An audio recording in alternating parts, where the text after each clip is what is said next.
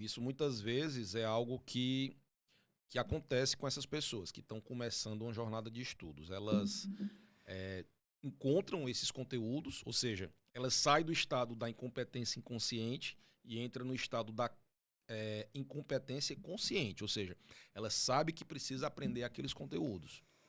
E aí você às vezes cai no erro de sair estudando tudo.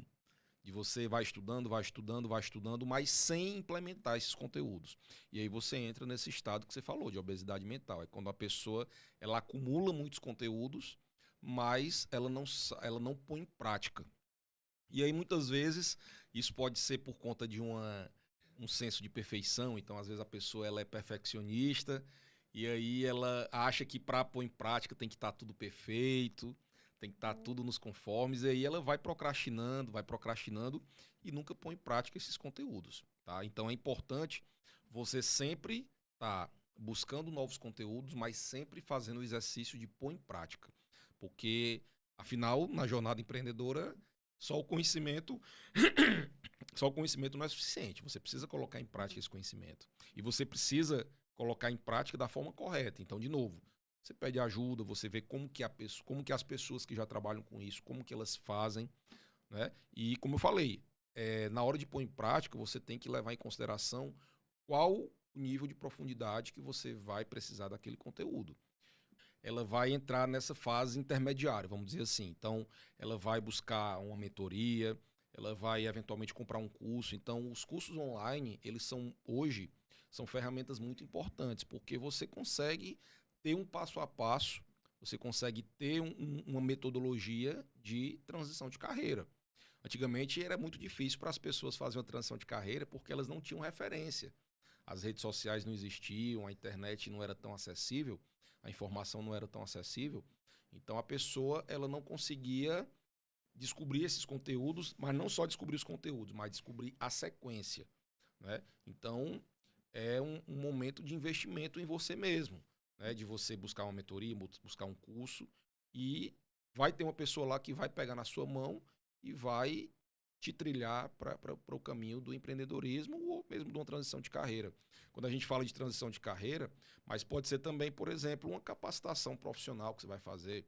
Então, por exemplo, você tem lá uma função dentro da sua empresa e você quer crescer dentro da sua empresa. Então, você vai buscar novas habilidades dentro da empresa, tá? Como, por exemplo, liderança, trabalho em equipe, enfim, inteligência emocional, que são habilidades que talvez você antes não implementava, mas que depois dessa descoberta, você vai estudar esses conteúdos e vai implementar, você vai potencializar a sua carreira. Então, não necessariamente você faz uma transição de carreira, você pode crescer dentro da sua empresa utilizando novos conteúdos. Na verdade, é muito interessante essa parte da transição, porque às vezes a gente acha que ela está muito ligada ao próprio mudar de uma área para outra, que foi o que aconteceu no meu caso. Eu acabei transicionando de área, mas existe também a própria transição de carreira dentro da carreira. Que foi um pouco que aconteceu com você. Na verdade, você lapidou o que você fazia, né? Você usou um método que você usou durante muitos anos da sua aplicação, são mais de 20 anos de sala de aula, e conseguiu transformar isso num método. Então, o que acontece muito é isso. Às vezes a gente acha que a transição ela é muito para fora, mas ela pode ser sim dentro do setor. Isso varia muito de como a pessoa vai se comportar ou não. E me fala um pouquinho, a gente vai falar um pouquinho mais à frente, mas como é que a pessoa faz para usar na questão do planejamento, a questão da própria gestão do tempo dela? Porque às vezes as pessoas não acham que a etapa mais importante talvez seja o planejamento, e é uma etapa que muitas pessoas têm dificuldade. Eu, particularmente, tive muita dificuldade até chegar nesse processo de planejamento, mas sei que sim, é uma das etapas mais importantes, principalmente em casos de pessoas que não têm o tempo necessário, né? Porque a gente, estando num contexto de que é um estudante, de que ele vai escolher uma carreira, é muito diferente da gente chegar numa pessoa que já tem família, que já tem filhos. Como é que funciona esse planejamento? Então, depois que você descobre de fato, primeiro, qual carreira você quer seguir, se é uma transição de carreira, se você está no CLT e vai empreender, ou se você quer apenas se capacitar profissionalmente, ou se você está no CLT e quer estudar para um concurso público, né? Então, tudo depende do que você quer fazer. E aí, isso é importante também, que é essa questão da autorreflexão. Porque, às vezes, você se empolga com algo, mas você nem vê se realmente é aquilo que você quer. Então, por exemplo, a pessoa fala concurso público. Muita gente tem o sonho de passar no concurso público. Ela está ali no CLT, está ganhando pouco, sonha em passar num concurso, porque vai ter estabilidade, porque vai ganhar melhor, etc. Mas, às vezes, não é o perfil da pessoa. Às vezes a pessoa tem um perfil mais empreendedor, né? Ou então, contrário, no meu caso, por exemplo, eu sou um concursado, eu sou professor universitário e eu empreendo também. Então, tudo tem essa questão do perfil. Então, o autoconhecimento, ele importa muito nessa hora. E aí, depois que você faz tudo isso que eu falei, de busca dos conteúdos, enfim, de fazer essa listagem do que você de fato precisa aprender e durante quanto tempo você vai aprender aquilo. Então, o primeiro ponto é isso. É você fazer um planejamento, fazer essa gestão do tempo, e ela começa passando por isso. Quanto tempo você está disposto a ficar nessa transição de carreira? Então, por exemplo, no meu caso, quando eu comecei, estava na pandemia. Então, eu não estava dando aula na universidade. Eu até dei aula, mas era um formato online e tal, então era mais tranquilo. Então, eu tive essa sorte de ter um tempo disponível para estudar. E eu tive que estudar muito, porque eram conteúdos que eu nunca tinha visto. Como eu falei, neurociências, psicologia cognitiva, métodos de estudos e o marketing digital como um todo. Então, foram conteúdos que eu tive que buscar. Então, é importante você definir quanto tempo você quer fazer. Então, por exemplo, você está trabalhando hoje, então você quer começar daqui a um ano. Então, você vai ter um ano para aprender aqueles conteúdos. Né? Mas, como eu falei, não é você só aprender, é você aprender e já ir colocando em prática. Esse exercício de pôr em prática, ele é importante.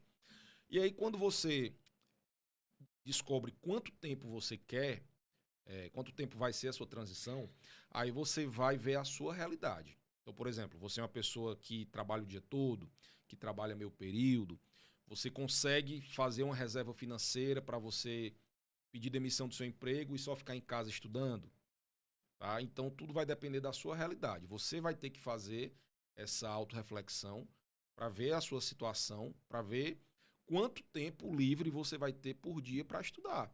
Então, por exemplo, a grande maioria das pessoas elas não podem parar de trabalhar para buscar, para estudar e fazer uma transição. Então, ela tem que conciliar trabalho o dia todo e não só conciliar trabalho, mas tem que dar resultado no trabalho. Né? Você não pode simplesmente ficar ali distante. Não, você tem que continuar dando performance no seu trabalho. Senão você vai ser demitido. Né? Tem a sua família, então tem que também dar assistência à família e tem o tempo de estudos. Então você faz esse levantamento de quanto tempo você tem e aí muitas vezes as pessoas elas não conseguem encontrar esse tempo. Tipo, Rafael, eu saio de casa 6 da manhã, 7 da manhã, chego em casa 7 da noite e já estou muito cansado, tenho que colocar o menino para dormir, tenho que jantar, etc. Não tenho tempo de estudos. E muitas vezes a pessoa, por conta disso, por achar que não tem tempo, ela muitas vezes entra numa crença limitante. Não consigo. Não, esquece. E aí muitas vezes abandona o sonho de fazer essa transição ou essa capacitação por conta que acha que não tem tempo. Sendo que o que eu sempre falo nas minhas mentorias, nos meus vídeos, é o seguinte: quando você vai estudar conteúdos, não tem a ver com quantas horas por dia você vai estudar, mas tem a ver com a qualidade dos seus estudos. Então, se você só tem 1 hora por dia, mas se você consegue estudar essa 1 hora com eficiência, então você vai, claro que vai demorar um pouco mais comparado com uma pessoa que tem 4, 5 horas por dia. Mas aí entra o fator consistência. Né? Então, esse planejamento inicial, você tem que levar em consideração esses pontos. Primeiro, encontrar esses horários. Primeiro, ver a sua realidade, para daí você ver os seus horários livres, para daí você criar uma dinâmica de disciplina e consistência nos estudos. Porque, às vezes, o que a pessoa faz? Ela trabalha a semana toda e aí, quando chega no final de semana, ela, não, agora eu tenho tempo para estudar. E aí ela vai passar o sábado inteiro estudando, o domingo inteiro estudando, e isso não funciona, tá? Por quê? Porque estudo você precisa ter consistência. Mesmo que você estude menos, mas se você conseguir estudar todos os dias, esse estudo ele é muito mais eficiente. Porque imagina que você passa a semana trabalhando, não tem contato nenhum com o livro, com o estudo. E aí você só vai estudar no final de semana. Quando você for estudar no final de semana, primeiro, você não vai ter intimidade com os estudos, porque de 7 dias você só vai estudar um, ou no máximo 2. Então, você não consegue criar intimidade com os estudos. E aí, se você não cria intimidade, você vai perder o foco muito fácil, você vai perder o interesse nos estudos muito fácil. Percebe? Além disso, se você não tem... E aí você vai entrar no erro de você querer estudar muitas horas seguidas. E aí, de novo, vai perder o foco, vai perder capacidade de aprendizado. O verdadeiro estudo enquanto eles dormem. Outro erro que as pessoas cometem, porque o único horário que eu tenho é à noite. E aí ela sacrifica o sono para estudar. Eu não estou dizendo que você não pode estudar à noite, mas é muito mais inteligente você dividir o seu tempo de estudos em vários pedaços. Então, por exemplo, você acorda ali 1 hora mais cedo. E aí nessa 1 hora você faz a sua rotina matinal antes de trabalhar, mas aí você estuda por 1 hora ou 40 minutos. Parece pouco, mas 40 minutos é uma sessão de estudos padrão que você faz. Então, por exemplo, tem pessoas que falam sobre o método Pomodoro ou técnica Pomodoro. É você estudar 30 minutos, faz um bloco de 30 minutos de estudo. Se você conseguir em 30 minutos focar naquele conteúdo sem se dispersar, estudando da forma correta através de um método, esses 30 minutos vão ser muito eficientes. Talvez mais eficientes do que as 2 horas que você estudou à noite com sono e cansado. Entendeu? Então, você divida o seu tempo durante o dia e faça algumas sessões. Então, por exemplo, 1 hora ou 40 minutos pela manhã, ali no horário de almoço, você pode pegar ali uns 30 minutos. E à noite, você estuda mais uns 30 minutos, 1 hora. Então, veja que só aí eu já encontrei aí no mínimo 2 horas por dia, que é tempo suficiente para você estudar, desde que você faça todos os dias. Então, quando você tem a consistência, essa consistência vai fazer com que, primeiro, você crie mais intimidade com os estudos. Então, o estudo ele vai se tornar mais agradável, ele vai ser um hábito na sua vida. Né? Então, assim, é importante, quando você vai criar um novo hábito, você precisa começar com pequenas ações. Por isso que esses pequenos blocos de estudo são tão importantes, porque eles vão fazer você criar o hábito de estudar. Se você só estuda no final de semana, quando tem tempo, você nunca vai criar esse hábito de estudar.